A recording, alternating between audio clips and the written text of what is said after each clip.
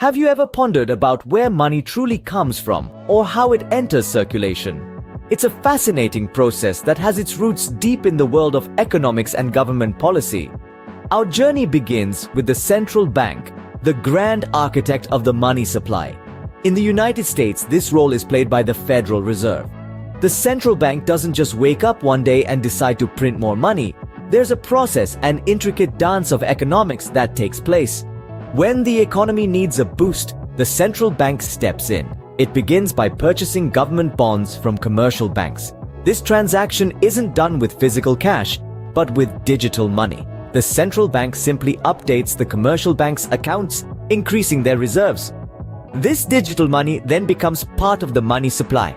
But what about physical cash? Well, that's where the Treasury steps in. The Treasury, specifically the Bureau of Engraving and Printing in the United States, is responsible for printing physical money. They don't do this on a whim either.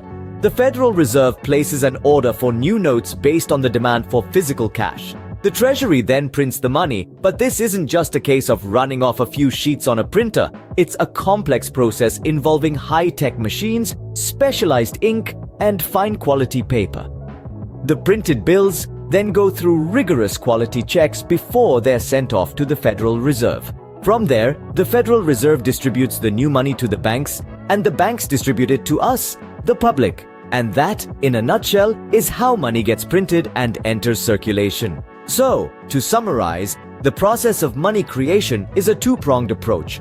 On one side, there's the central bank purchasing government bonds and increasing commercial banks' reserves. This is how the majority of money is created digitally. On the other side, there's the Treasury printing physical cash based on the central bank's orders. The key points to remember are that money isn't just printed out of thin air. It's a carefully orchestrated process involving the central bank, commercial banks, and the Treasury. The central bank controls the money supply, using digital transactions to inject more money into the economy when needed. The Treasury prints physical cash, but only when ordered to by the central bank.